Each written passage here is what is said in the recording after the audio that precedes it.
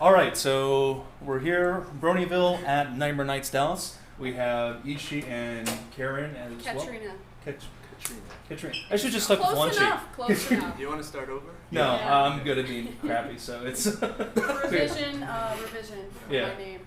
So Katrina and Ishi, both working on the third MLP movie as well, or the third Equestria Girls movie. I guess sort of recap, because I know we've had you both on our show before, but sort of recap of what you guys did on the show as well. So you were... Well, for the show, Core Pony, I did storyboards on the premiere episode of season 5 and the 100th episode of season 5, and I've also done storyboards for Rainbow Rocks. And now Friendship Games. For me, I started off on season 1 as an animation supervisor, season 2 animation supervisor, season 3 animation supervisor, and DVD 1 animation supervisor and layout supervisor. And then DVD 2, I was promoted to director, and third DVD, I was also director. So Excellent. that's my role. So you both guys have been in the pony game for a while then, I guess is the best way to say it. Yeah, well, since the beginning for me. Yeah. And sort of moving up the ranks too. So I know the third movie has finally come out. I know we had you on before it actually premiered, and obviously can talk a lot about it. So now that it's out and seeing like what has the response been from fans? It's been really positive. Yeah. Actually, yeah. Like we were really pleased. Well, we were really pleased with how it came out. So it's really nice to see you guys respond to that as well, and just have that nice full circle of sunset twilight. Yeah. Yeah, that's a story we really wanted to tell. So it's really great to see everybody be so into that too. Yeah, I mean, it's not that we actually check responses on the internet Oh, no. or anything, because we don't. Well, yeah, do no one that. reads the comments, which is No. always a good way to do it. So No, but yeah, I mean, the response has been overwhelmingly positive, which is great. Yeah. We love that. Yeah. We like making our fans happy. Absolutely, and I know as far as being in the con scene, how many cons have you guys been to before Nightmare Nights? 3? Well, she's been to. I went to BronyCon this year, so that was my kind of first Brony convention. I went to Everfree Northwest, not Everfree, sorry, Emerald City Comic Con, but that wasn't exclusively BronyCon. But yeah, so this is kind of our first international one. Oh, okay. Yeah, I've been to BronyCon a few times, but not as a guest. Just going to check it out. And yeah, so this is our first con. First official, First official con, yeah. And it's been awesome. Like, it's been so much fun. Yeah, we like Nightmare Nights. I mean, Sandy, who's also one of the co-hosts on the show, is also one of the chairs and everything. So I've always loved Nightmare Nights. This is like my second time down here as well too. So great small con to actually meet people. So I guess the response you've been getting from it's mostly been from the con itself, or have people been talking to you about the movie or saying? I mean, no one's really directly talked too much about the movie. They're just like, yeah, thanks for the great work. We love it. I mean, it's mostly us being geeks, like, oh, your Sunset Shimmer t-shirt was amazing. Come over here. I want a photo. Like, we're kind of nerding out over the fans. Oh, that's an interesting Ourselves. take of it. Yeah, Really, no, that's because true. you just love the costumes and Yeah, exactly. Like- We're fans ourselves, so Yeah. just seeing people so excited we kind of geek out on it. 'Cause Yeah. we're not voice actors or anything. We're not anything special. Yeah.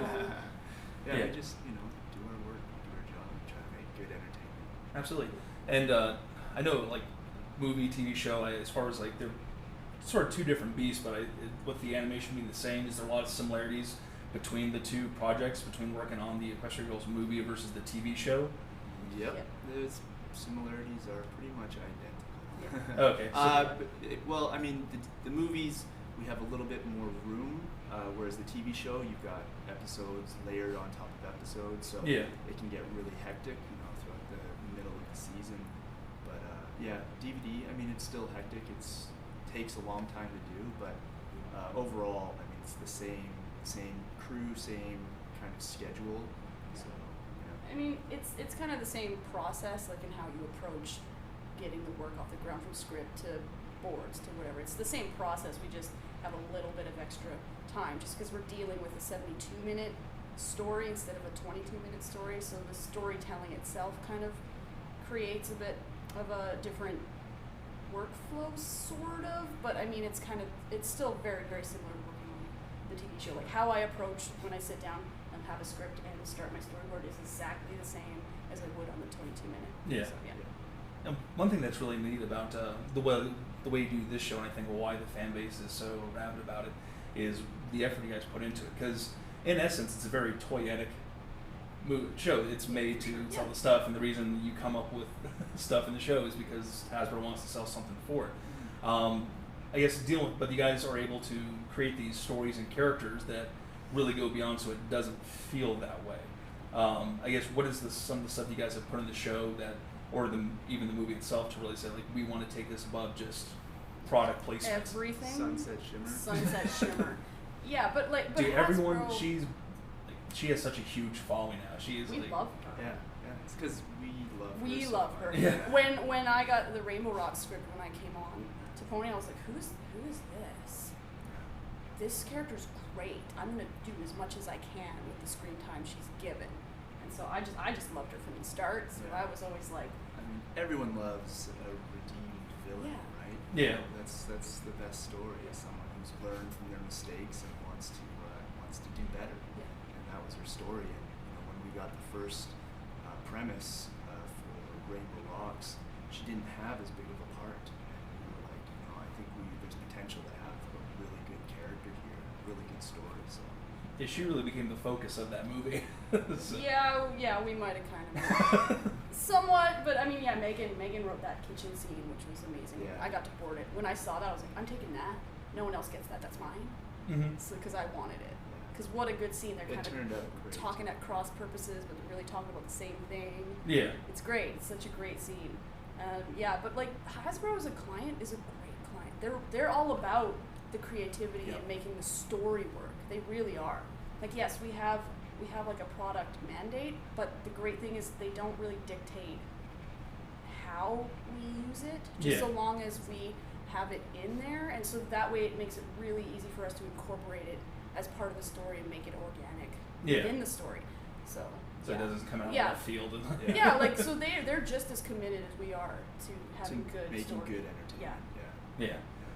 It sort of reminds me of like thinking of like the Transformer movies. All of a sudden there are these new Autobots, and like where did they come from? Like, well, there's a toy of them, so now they're there. So Let's not talk about the Transformers. Do you guys work on that too? The movies? Yeah. What? No. Oh no. The reason I said that is because the movies ruined my childhood. Let's just and like the prequels, Star Wars, we don't just no. I'll give you the prequel stuff. Yeah, please no. So I assume because you guys are in animation, you're also fans of other geek culture as well too. So absolutely, that's why we got into animation. Yeah. Excellent. So it's awesome that you guys are working at DHX. I guess, is there any projects that you guys would like to be a part of? I mean, obviously you got into animation because you're fans of nerd culture. Is there like, if I could do this, that would be awesome? Obviously, I think I'm doing it. To be honest, I mean, I was super into Sailor Moon when I was a kid, and that kind of was what kind of kickstarted me into this business. And Pony was my favorite toy growing up, and we've basically mashed them together.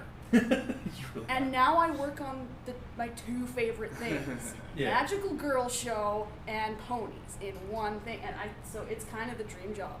I mean, I got in the business, and all I wanted to do was draw for a living and make a living drawing, and so I kind of don't really worry about like I want that project or that project, because it doesn't always turn out that way. It's a bit of luck of the draw, but audition like anything else. Yeah, kind of. So this is kind of it. But I mean, I would just like to continue doing shows with this kind of level of storytelling. That would be great. That's kind of my dream. So living the dream. Yeah. She's definitely living the dream. For me, the project that I would love to work on, but not love to work on, would be a Miyazaki film. Oh God. Just because I mean they're amazing, and I grew up on Miyazaki, and he was one of my idols as far as directors of animation go.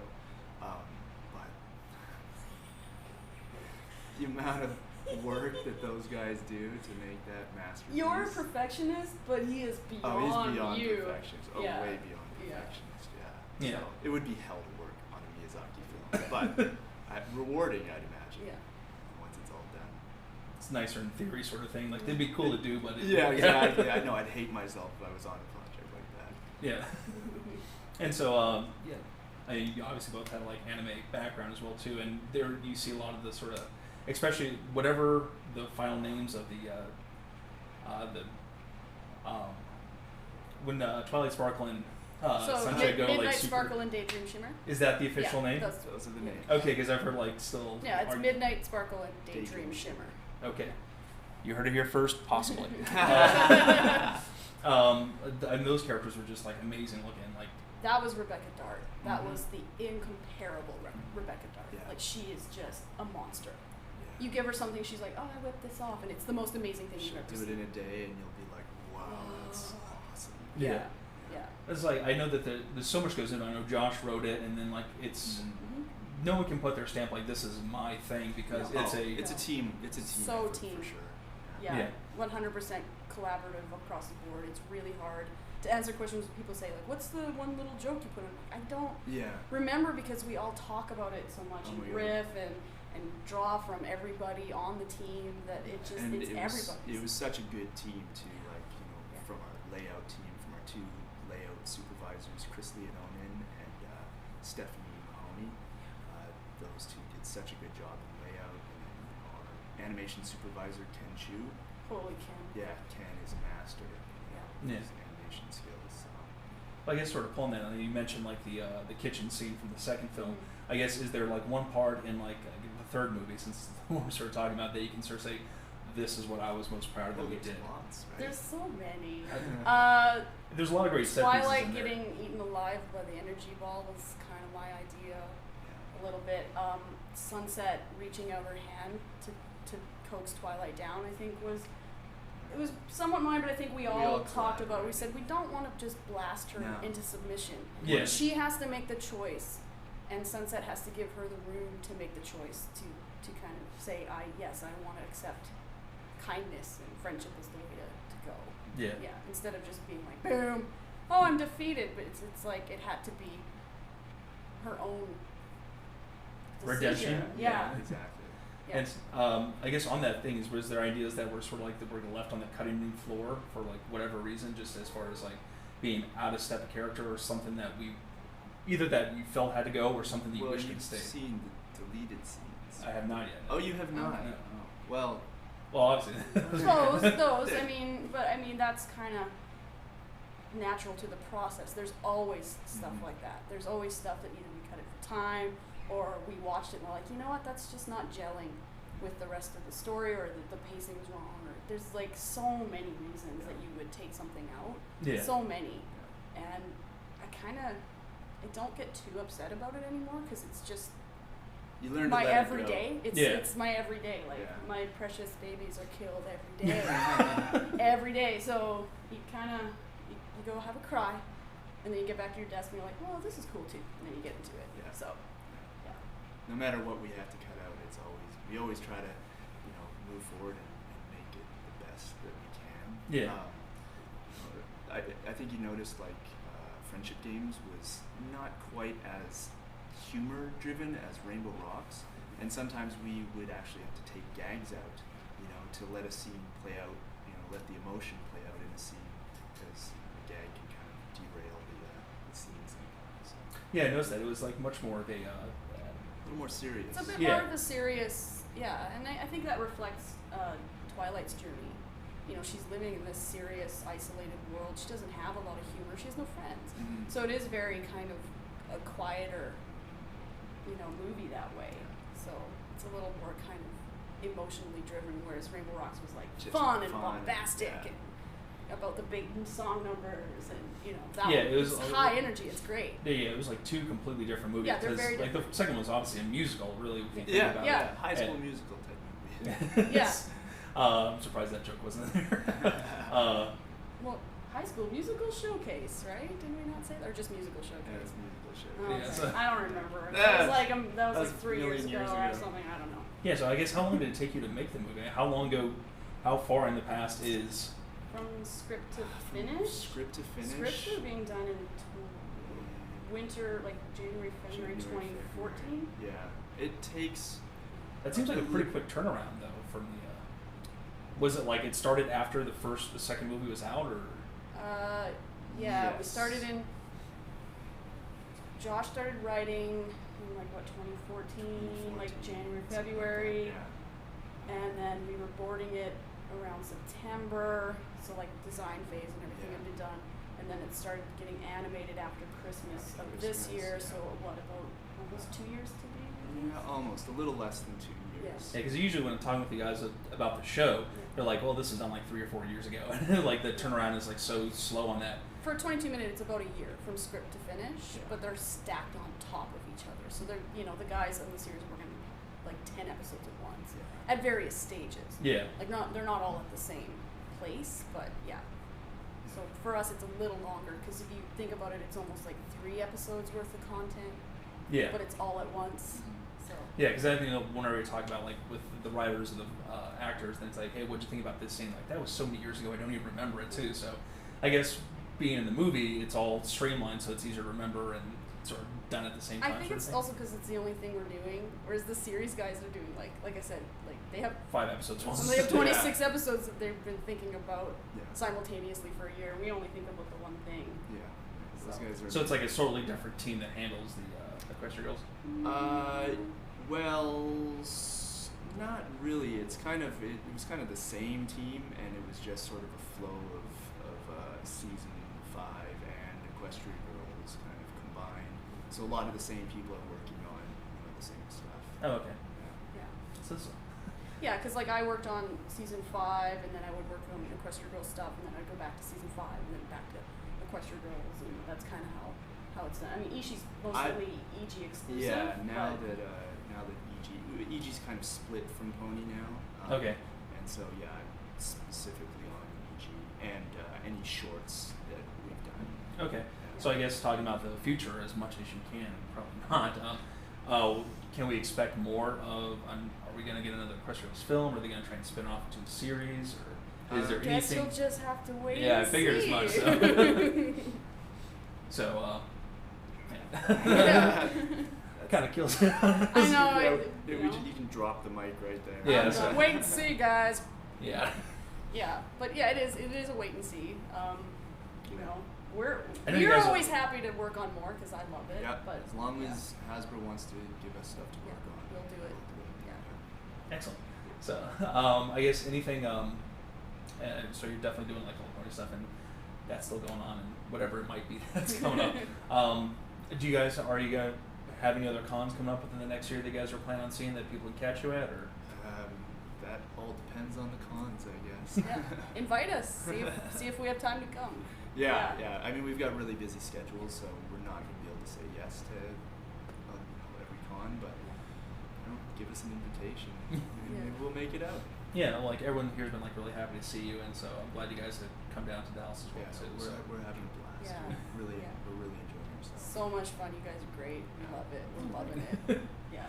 And we got to thank you for being on our podcast as well too. So thanks for dealing with us dorks on your Saturday night. So we really do appreciate it. We're dorks too. Yeah, we're dorks too. Yeah.